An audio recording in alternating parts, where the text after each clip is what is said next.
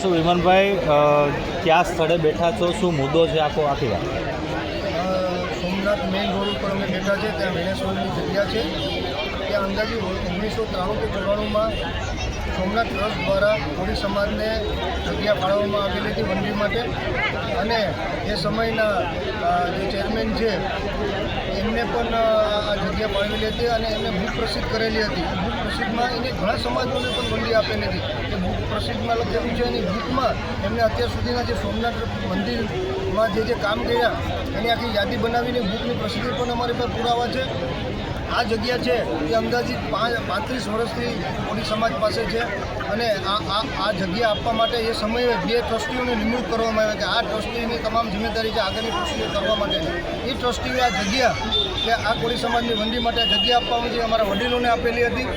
એ પછી અહીંયા જે જગ્યા ઉપર છે જે યુવાનો છે એ બીમાર ગાય હોય તો જે બીમાર ગાયો હોય એની સેવા કરતા ગૌશાળા ચલાવે છે. કોઈ ગાય બાપાએ કીધું એમ જે ગાય કોઈનું મૃત્યુ થયું હોય તો ગાયને દફન વિધિ જે વિધિ કરવામાં હોય વિધિ કરવામાં આવતી હોય છે. અહીં રામદેવપીર મહારાજનું મંદિર છે. ત્યાં મોટા પ્રમાણમાં કોળી સમાજ સામેલ રહી છે. વિનેશ્વર મંદિર સામે તે બાપાને ધજા ચડાવી અને પ્રસાદી કરતા હોય છે. અને આ કોળી સમાજને જગ્યા આપેલી હતી. પણ 2 દિવસ પહેલાં તંત્ર આવેલું કે ભાઈ અહીં ચિંતન શિબિર છે એટલે તમે ગાયોને ભરી જવા દો. આ લોકોએ ના પાડી પણ ગાયોને મારકૂટ કરી અને એ લોકો ગાયો 50 જેવું ભરી ગયા.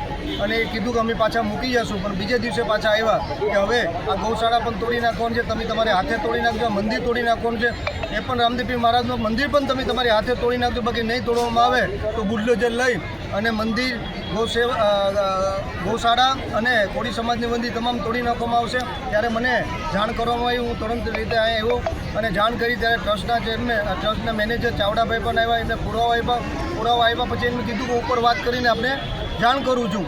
આજ પછી કાલ પુરાવા લઈ ગયા પણ હજી સુધી કોઈ જાણ કરવામાં નથી આવી. ત્યારે હું ખાસ કરીને કહીશ કે આ તંત્ર દ્વારા છેલ્લા 2 મહિનાથી બિનકાયદેસર હું તો કહું એને ગુંડાગીરી કરવામાં આવે છે.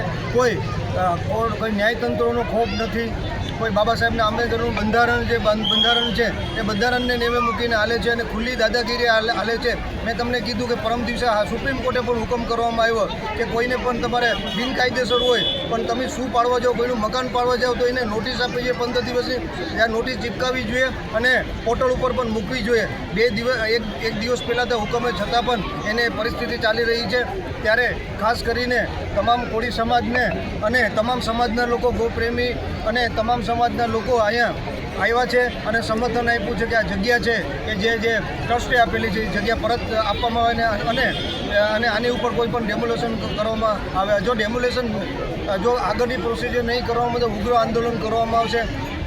જે જરૂર પડે તો ગાંધી ચિંધ્યા માગે પ્રતિક ઉપવાસ કરવામાં આવશે. જરૂર પડશે તો અન્નનો ત્યાગ પણ કરવામાં આવશે. રસ્તા રોકો આંદોલન કરવામાં આવશે. અને એ સિવાય આ માધ્યમથી કહું છું કે સમગ્ર ગુજરાતમાંથી કોળી સમાજ અને કોળી સમાજ ચાલનારા લોકો તમામ સમાજના લોકોને બોલાવવામાં આવશે અને મોટી અહીંયા સભા કરવામાં આવશે.